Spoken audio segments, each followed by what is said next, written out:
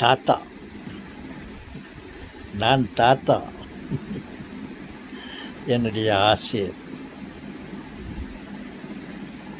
என்ன தாத்தா, நீங்கள் தாத்தானாக்கா உங்களது ஆசிரியரா? பெரியவங்களாச்சிங்களா?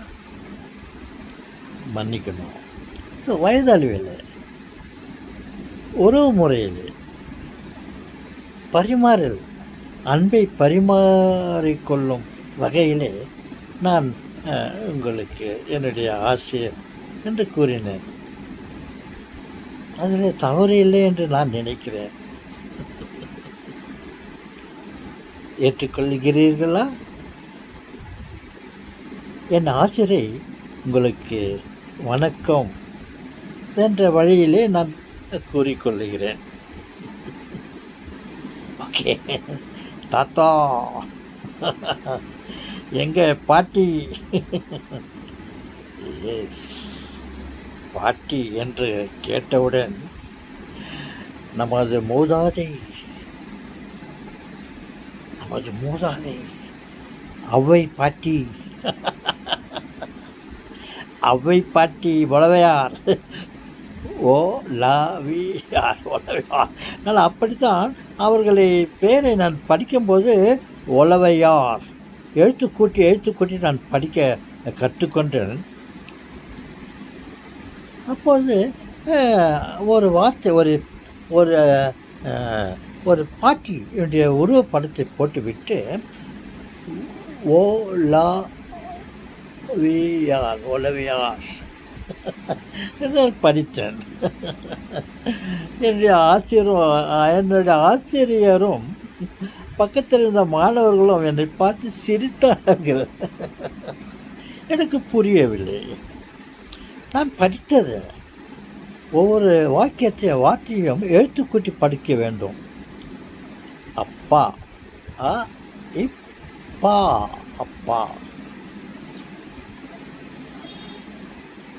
அம்மா, அ இம்மா.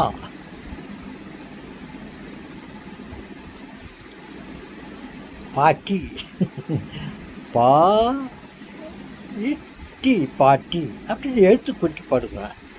அதே மாதிரி ஒரு கிழவி, வயதான ஒரு அம்மாவின் கீழே ஓ லா வி யார் ஒளவையார் என்று படித்தேன். அந்த பள்ளிக்கூடம் வகுப்பறையே கலக்கல என்று ஒரு சப்தம். எல்லோரும் சிரித்தார்கள். ஆசிரியரும் சிரித்து விட்டார். மாணவர்களோடு சேர்ந்த ஆசிரியரும் சிரித்து விட்டார். எனக்கு ஒன்றுமே புரியவில்லை. நான் இப்போது மாதிரி தான் அப்பயும் ஒரு அப்பாவியாக இருந்தேன். என்னடா இது? ஆசிரியர் அதை படிடா என்று சொன்னார். நான் படித்தேன், எழுத்து கூட்டி படித்தேன். கண்மூடித்தனமாக இல்லை. ஓ லா வி யார் ஒளவையார் சப்தம்.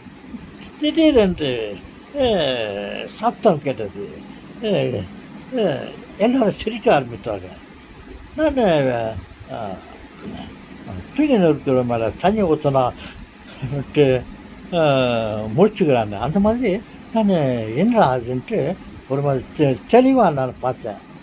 அப்புறம் ஆசிரியர் சொன்னார், எல்லோரும் அமைதியாக இருங்கள். டேபிளில் லொட்டுன்னு தட்டினார். எப்படி இந்த இதில் நீதிமன்றத்தில்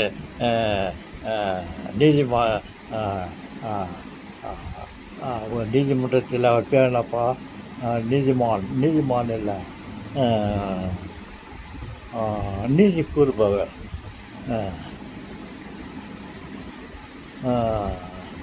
வக்கீல், அவர் நீதிபதி. அந்த நீதிபதி தன் எதிரில் இருக்கும் அந்த சுத்தியை, மரத்தால் செய்யப்பட்ட சுத்தி எடுத்து டேபிள் மேலே லாட் அமைதி என்ற மாதிரி ஆசிரியர் அந்த கையில் இருந்த பெரம்பை எடுத்து டேபிள் மேலே 4 அடி அடித்தார். ஓகே, அமைதியாருங்கள் என்று சொன்னார். எல்லோரும் அமைதியாகிவிட்டார்கள். அப்போது ஆசிரியர் என்னை பார்த்து சொன்னார், அஹ், தம்பி, அஹ், இது வந்து உளவியார் இல்லை, ஔவையார். ஓ லா ரெண்டு சேர்த்தாக்கா அவ் அவ் அம்மாக் கடைசியில் வரும்போது அவ் அம் அக் வார்த்தை, அந்த வார்த்தைகள் இருக்குது. அந்த இடத்துல அந்த இரண்டு எழுத்துக்களையும் ஒரே உச்சரிப்பால் சொல்ல வேண்டும். ஓ லா அது வந்து அந்த இடத்துல அவ் அம் அக் நம்ம சொல்லி முடிக்கிறோமே, அந்த மாதிரி இதை வந்து நீ அவ் வை யார் ஔவையார்னு சொல்லணும். நீ எழுத்துக்கூட்டி உளவியார் என்று சொல்லிவிட்டார். அதற்காக தான் எல்லோரும் சிரித்தார்கள். எனினும் நீ சரியாகத்தான் படித்தாய், ஆனால் இப்படி தான் படிக்க வேண்டும். ஓ லா உலகார் என்று இங்கே வந்து அந்த கடைசி 2-3 எழுத்துக்கு முன்ன வருது அவ் அம் அக். அந்த மாதிரி உளவையார் இல்லாமல் ஔவையார் சொல்லணும் அப்படின்னா அதனால எல்லாம் சிரித்தாங்க. இதை மறுபடியும் பண்ணினாக்கா ஔவையார் என்று சொன்னேன். அப்பொழுது எல்லோரும் மறுபடியும் கரகோஷம் செய்து கொண்டு சிரித்தார்கள். அந்த ஞாபகம் எனக்கு வந்தது, எங்கள் பாட்டின்னு கேட்டீங்களே. அப்போது இந்த ஔவையார் ஒரு வார்த்தை சொன்னார். என்ன வார்த்தை சொன்னார் என்றால், மதியார் வீட்டு வாசலை மிதிக்காதே, உன்னை யார் மதிக்கவில்லையோ அவர்கள் வாசலை உன்னுடைய காலால் கூட மிதிக்காதே, கம்பேக் அப்படின்ற கருத்தோடு, மதியார் வீட்டு வாசலை மிதியாதே, உங்களுக்கு யார் மரியாதை கொடுக்கலையோ அவங்கள நீ மதிக்காத, கம்பேக். அதே மாதிரி தான் ஜீசஸ் கிரைஸ்ட்டு கூட அவர் மனிதனாக இருக்கும்போது அவர் சில அறிவுரைகளை எல்லாம் மக்களுக்கு சொல்வார். அப்போது ஒரு 12 அப்போஸ்தலர்கள், அவருடைய சிஷியர்கள் ஒரு 12 பேர் இருந்தாங்க. அவர்களிடம் நீங்கள் போங்கள், மக்களிடத்திலே போங்கள், மக்கள் வீடுகளுக்கு போங்கள், போயிட்டு இறை வார்த்தைகளை அவர்களுக்கு சொல்லுங்கள். அப்படி நீங்கள் அவர்கள் வீட்டுக்கு போயிட்டு, வீட்டு எதிரில் போயிட்டு நாங்கள் வந்து அப்போஸ்தலர், நாங்கள் சில இறை வார்த்தைகளை நாங்கள் சொல்ல வந்திருக்கிறோம் என்று சொல்லுங்கள். அவர்கள் வாங்க அந்த அவங்களை அழைத்து உட்காருங்கோ, என்ன சொல்கிறீங்க சொல்லுங்கன்னு கேட்டால் பரவாயில்ல. அவங்க அவங்கள மதிக்காமல் போயாப்பா நான் இறை வார்த்தையா சும்மாகிற வார்த்தையா ஒருவேளை உங்களை அவமானப்படுத்தினால் உங்கள் காலில் இருக்கிற சில்பரை கழட்டி அந்த அதுக்கு தூசியை தட்டிட்டு இப்போ காலில் போடுற மாதிரி அந்த சில்பரை போட்டு நீங்கள் வாங்க. அவங்க வீட்டாண்ட போகாதீங்க. யார் உங்களை மதிக்கலையோ அவங்கள நீங்கள் மதிக்க வேண்டும் என்ற அவசியமே இல்லை அப்படின்னு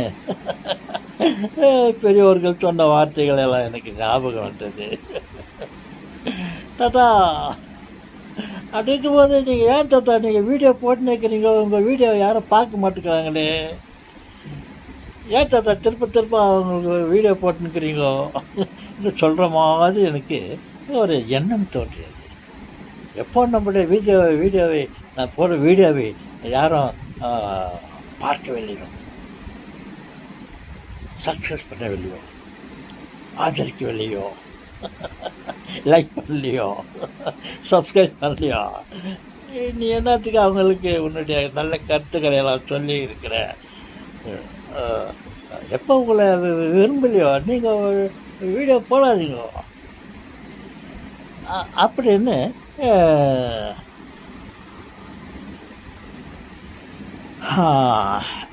அப்படி சம்திங் வென்ட் ராங்.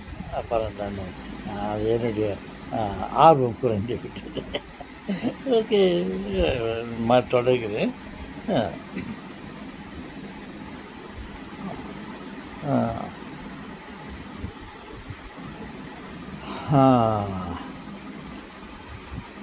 ஓகே, ஞாபகம். ஓகே, அங்கேருந்து தொடர்றேன்.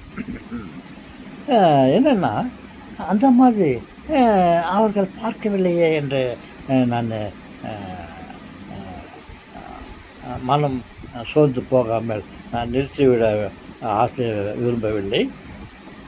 இன்றைக்கில்லை என்றால் நாளைக்கு பார்ப்பார்கள்.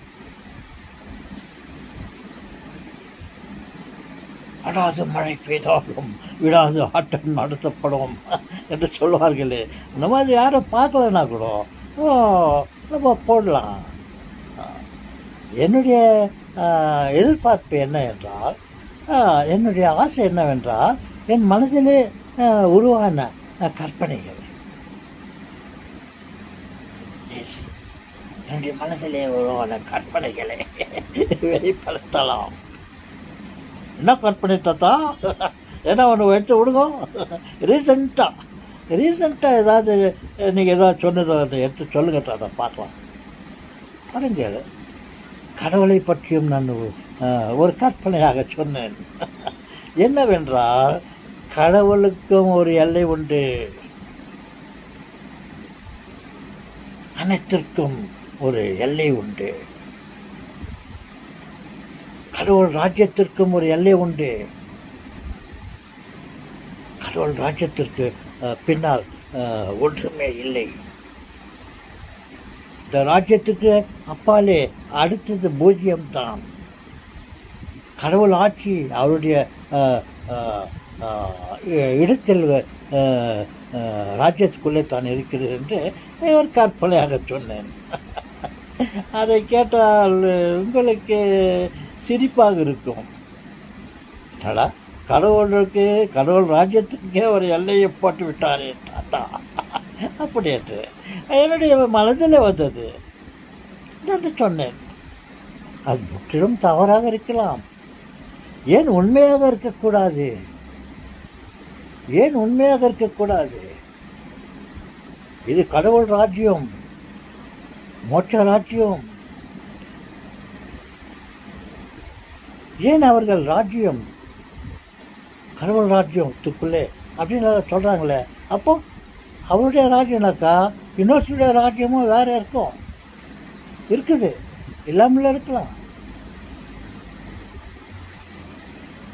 என்றெல்லாம் கூட சும்மா என்னுடைய மனசில் வந்தது. நான் சொல்லலாம் என்ற ஒரு ஆசைப்பட்டு என்ன மனதில் வந்தது. நான்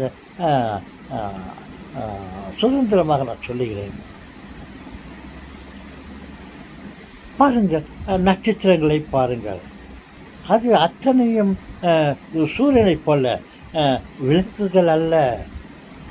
சூரியன் ஒரு நியரஸ்ட்டு சன். அப்போ மற்ற நட்சத்திரங்கள் எல்லாம் தூரத்திலே இருக்கிற சன்னா அப்படிங்கிற இருக்குல்ல. அதையே நான் அனைத்து நட்சத்திரங்கள் எல்லாம் சூரியனை போல விளக்குகள் இல்லை, அவைகளெல்லாம் பாறங்கற்கள். சூரியனுடைய வெளிச்சத்தை அவர்கள் தனக்கு அதை வாங்கி கொண்டு அது பிரதிபலிக்கிறது. நீங்கள் கிட்டே போய் பாருங்கள், அது வெறும் பாறங்கல். அப்படி என்று என்னுடைய மனதில் வந்த சில கற்பனைகளை எண்ணங்களை நான் ஆசை தீர நான் பேசிக்கொண்டிருக்கிறேன். யாரும் எனக்கு சப்ஸ்கிரைப் பண்ண அவர்கள் என்ற ஒரு எண்ணத்தோடு நான் அவைகளை சொல்லவில்லை. அவர்கள் சப்ஸ்கிரைப் பண்ணலனாலும் பரவாயில்ல, பார்க்காக்கிட்டும் பரவாயில்ல. என்னுடைய எண்ணங்கள் நான் வெளியிடுகிறேன்.